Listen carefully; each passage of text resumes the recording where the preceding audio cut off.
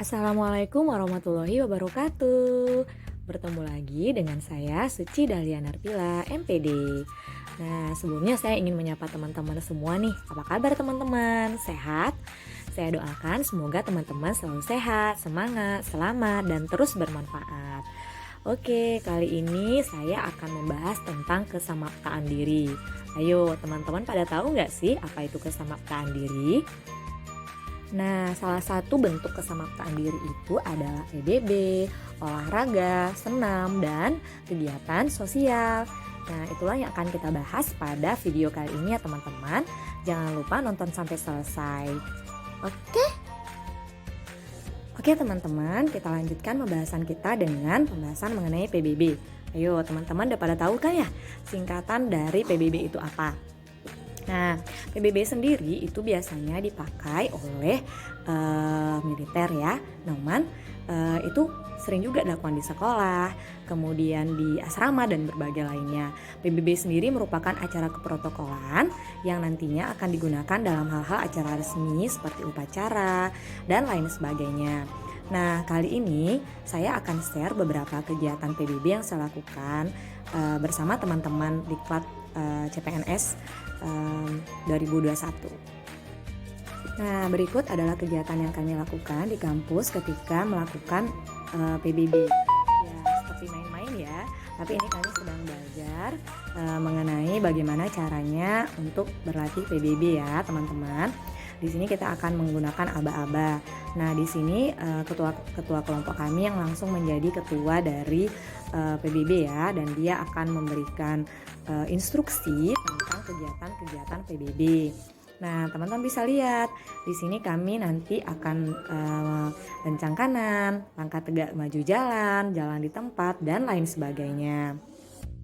Oke, sebagai salah seorang yang tidak pernah bergabung dengan kegiatan kepaskibraan, PBB ini menjadi hal yang baru sih untuk saya. Sebenarnya dulu ketika SMP dan SMA tuh saya sempat bergabung dengan tim paskibra sekolah.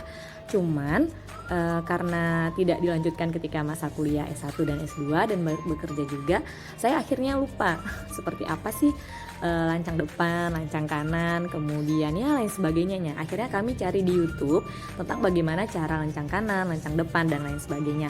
Tapi hal ini seru buat saya karena ini menjadi pengalaman saya juga, mengingatkan saya akan masa-masa SMA dan juga menjadi hal yang baru gitu ketika. Jadi saya tidak salah lagi ketika nanti suatu hari saya ikut upacara dalam kegiatan resmi, saya tidak canggung dan tidak salah lagi.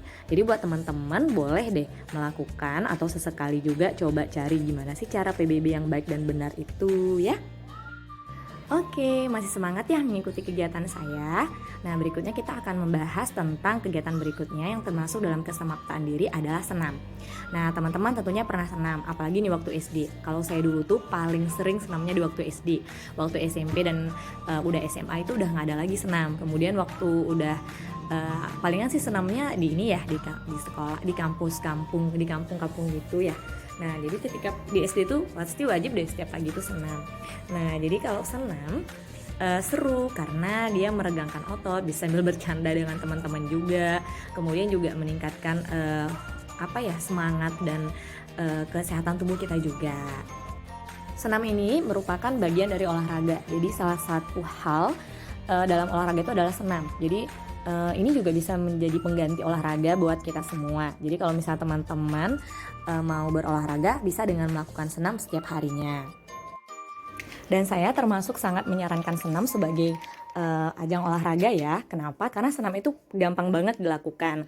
Kita tidak perlu harus di lapangan ya, cukup di rumah dan tidak perlu instruktur juga gitu. Ada banyak YouTube dan media sosial lainnya yang membantu kita untuk melakukan aktivitas senam. Dan bisa dilakukan di rumah, itu yang paling penting karena buat ibu-ibu seperti saya tentu kegiatannya banyak di rumah ya. Jadi saya akan suka sekali jika olahraga itu tidak harus keluar rumah atau butuh instruktur. Makanya senam ini menjadi salah satu alternatif olahraga yang paling saya sukai. Nah, jadi buat teman-teman boleh nih kita sama-sama senam dan sama-sama sehat. Oke, seperti apa sih saya melakukan kegiatan senam bersama teman-teman di klub lainnya? Oke, silakan tonton video berikut ini ya. Ini salah satu kegiatan senam yang kami lakukan bersama-sama di kampus ya. Oke, sebaiknya satu hal yang penting itu adalah mengenai dress code. Nah, sebenarnya senam itu tidak harus menggunakan dress code yang terlalu gimana-gimana ya, seperti kayak berenang atau main bulu tangkis. Kalau mereka kan butuh dress code yang khusus gitu ya. Kalau senam sih nggak perlu. Nah, kemudian biasanya untuk tahap awal senam kita melakukan gerakan-gerakan yang sederhana, misalnya seperti melihat ke kanan dan ke kiri, kemudian tangannya ke atas. Intinya gerakan-gerakan senam itu tidak ada yang begitu menyusahkan dan memayahkan. Bahkan seorang yang tidak biasa berolahraga pun biasanya sangat mahir atau langsung mampu kok jika dia diajarkan untuk senam dan mengikuti instruksi dari senam tersebut. Jadi buat teman-teman ya gampang. Seperti kami nih, ini adalah video yang kami tag ketika sudah selesai senam dan ini peregangan. Jadi peregangan itu diperlukan ketika awal senam dan setelah senam berakhir. Kenapa? Karena biar otot tubuh kita tuh tidak shock begitu ya ketika kita tiba-tiba yang nggak biasa olahraga terus tiba-tiba jadi olahraga. Oke teman-teman? Nah, buat teman-teman jangan lupa juga untuk selalu berolahraga ya, karena di masa pandemi seperti ini kita sangat diharapkan untuk menjaga imun tubuh. Nah, salah satu cara untuk menaikkan imun tubuh itu adalah dengan berolahraga, seperti yang saya dan kawan-kawan saya lakukan. Ingat, olahraga itu tidak harus yang mahal. Olahraga juga tidak harus yang susah, dan olahraga tidak harus yang update atau keren gitu. Cukup dengan senam seperti ini, keringatnya keluar, maka kita akan lebih sehat, lebih semangat, dan tentu akan jauh lebih bermanfaat. Oke teman-teman? Halo teman-teman, masih semangat mengikuti kegiatan saya ya tentang kesamaptaan diri. Nah, salah satu bentuk kegiatan kesamaptaan diri yang lainnya itu adalah dengan berolahraga. Nah, teman-teman sukanya olahraga apa nih? Kalau saya sudah jelas dong terjawab dari soal sebelumnya ya. Saya itu sangat menyukai senam. Nah, kalau dengan olahraga sendiri, sebenarnya saya itu paling nggak suka olahraga. Jangan ditiru ya. Karena jujur saya itu nggak begitu suka olahraga ya dari kecil, mungkin tidak dibiasakan atau walau alam lah saya juga nggak tahu. Jadi dulu tuh pelajaran yang paling saya benci itu adalah pelajaran olahraga dan saya selalu remedial ya kalau dalam pelajaran olahraga. Namun ada satu bagian olahraga yang paling saya suka yaitu lari. Kenapa lari? Karena lari itu tidak butuh sesuatu skill yang gimana-gimana banget gitu ya. Kalau misalnya kayak badminton tuh kita harus bisa servis, harus bisa smash dan lain sebagainya. Nah tapi kalau lari kita cukup ya bisa lari gitu ya. Dan alhamdulillah lari itu kayaknya kemampuan yang dianugerahkan Allah kepada kita semua tanpa harus kita pelajari dengan baik. Jadi ya kalau masalah olahraga saya itu sangat suka lari. Jadi teman-teman olahraga itu sebenarnya penting seperti yang saya bahas di sebelumnya. Karena dia itu dapat meningkatkan imun tubuh kita, menjaga kondisi fisik kita, kesehatan tubuh kita. Bahkan ketika kita hanya cukup berjalan kaki 20 menit atau 30 menit satu hari, itu sebenarnya sangat mampu menjaga imun kita. Ingat ya, berjalan kakinya khusus untuk olahraga, bukan bolak-balik cuci piring atau lain sebagainya. Jadi emang kita khususkan waktu untuk olahraga setiap harinya. Ini juga sebenarnya PR sih untuk saya, karena saya itu juga tidak begitu rajin olahraga, tapi saya berusaha untuk ya minimal jalan ya, jadi jalan di depan rumah, depan gang rumah 10 menit atau 15 menit satu hari. Nah jika teman-teman memiliki hobi seperti sepeda, kemudian main volley, main bola dan lain sebagainya, itu sebenarnya sangat saya appreciate banget dengan orang-orang seperti itu karena mereka mampu menyediakan waktu, kemudian menyediakan tenaga, pikiran, hobi mereka gitu ya. Jadi buat teman-teman, ayo semangat terus kita untuk terus berolahraga setiap harinya. Kenapa? Karena kita butuh olahraga itu untuk sehat. Oke? Semangat teman-teman. Oke, masih semangat? Hari ini kita lanjutkan kembali pembahasan tentang kesamaptaan diri ya. Nah ini pembahasan terakhir yaitu mengenai kegiatan sosial. Jadi ternyata kegiatan sosial yang melibatkan kegiatan fisik itu adalah salah satu contoh dari kesamaptaan diri. Nah kegiatan sosial seperti apa sih yang dimaksud sebagai kesamaptaan diri? Kegiatan sosial yang dimaksud adalah kegiatan yang melibatkan fisik. Nah, apa sih contohnya? Ayo, teman-teman kira-kira pada tahu nggak sih contoh dari kegiatan sosial yang melibatkan kesamaptaan, yang melibatkan fisik?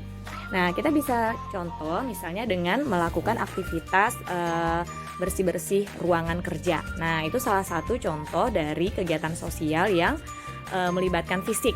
Nah, itu sangat merupakan bagian dari kesamaptaan diri.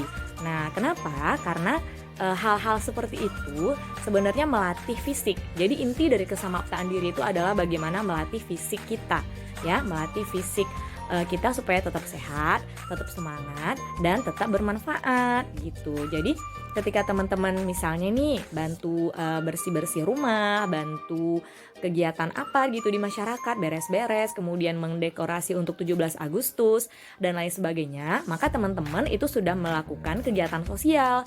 Nah, itu sudah melakukan kesamaptaan diri. Nah, ya.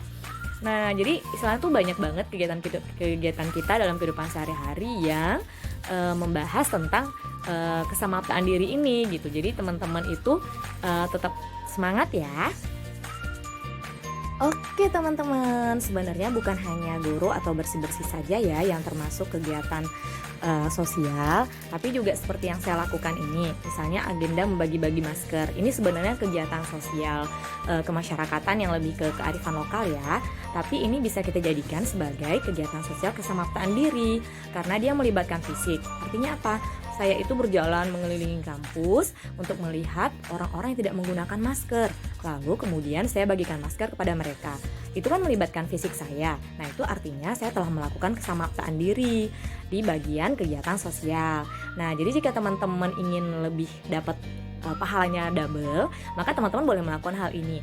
Di mana teman-teman bisa dapat pahala karena mengedukasi orang-orang di sekitar tentang pentingnya memakai masker. Teman-teman juga dapat bonusnya itu adalah fisiknya lebih terjaga. Nah, enak kan ternyata ya kalau kita itu menerapkan kesamaptaan diri dalam kehidupan sehari-hari. Oke teman-teman, pesan dari video ini jangan lupa pakai masker ya, karena masker kamu, masker aku, masker kita semua. Semoga kita berdoa nih, semoga pandemi COVID 2019 ini segera berakhir sehingga kita bisa nggak pakai masker lagi, nafasnya nggak ngap-ngap lagi, dan kita bisa mendengar jelas setiap apapun yang dibicarakan oleh lawan bicara kita. Oke teman-teman, tetap semangat ya. Nah, terima kasih ya teman-teman sudah mengikuti kegiatan kesamaptaan diri saya. Semoga video ini bermanfaat ya. Pesan saya kepada teman-teman semua, tetap jaga kesehatan, tetap semangat, dan tetap selalu senyum, bahagia ya. Jadi intinya yang saya pesankan di video kali ini adalah teman-teman harus melatih ke fisik dan kebugaran teman-teman. Walaupun kita bukan anggota TNI, anggota Polri, atau anggota militer, tapi penting bagi kita untuk menjaga kebugaran fisik kita. Karena ketika kita punya fisik yang bagus, maka insya Allah pekerjaan apapun yang akan diberikan itu akan bisa kita kerjakan. Nah, jadi kalau misalnya kita itu kerja tapi suka sakit-sakit, kan rasanya agak gimana gitu ya. Nah, makanya kalau supaya nggak sakit-sakit, supaya nggak banyak ngeluh, supaya nggak segala macam, maka kita harus menjaga fisik kita. Boleh teman-teman dengan cara PBB, atau misalnya teman-teman dengan senam, seperti yang saya lakukan ya, atau dengan berolahraga, kemudian juga dengan melakukan kegiatan sosial. Nah, sebenarnya hal-hal seperti itu bisa kita lakukan dan gampang banget dilakukan dalam kehidupan sehari-hari. Hal pertama yang harus teman-teman lakukan itu adalah ngumpulin niat dulu ya. Jadi kalau niatnya udah terkumpul, insya Allah pasti akan bisa. Oke teman-teman, terima kasih telah menonton video ini, semoga bermanfaat. Dan jangan lupa untuk menonton video saya berikutnya. Kalau ada salah kata saya, perbuatan saya, dan kata-kata saya yang menyinggung hati dan perasaan teman-teman, saya mohon maaf. Dan saya berharap teman-teman memberikan komentar positif terhadap video-video saya di YouTube ini. Oke teman-teman, kita berjumpa lagi di video berikutnya. Oke, assalamualaikum warahmatullahi wabarakatuh. Tetap semangat, sehat, selamat, dan terus bermanfaat. Oke teman-teman, assalamualaikum.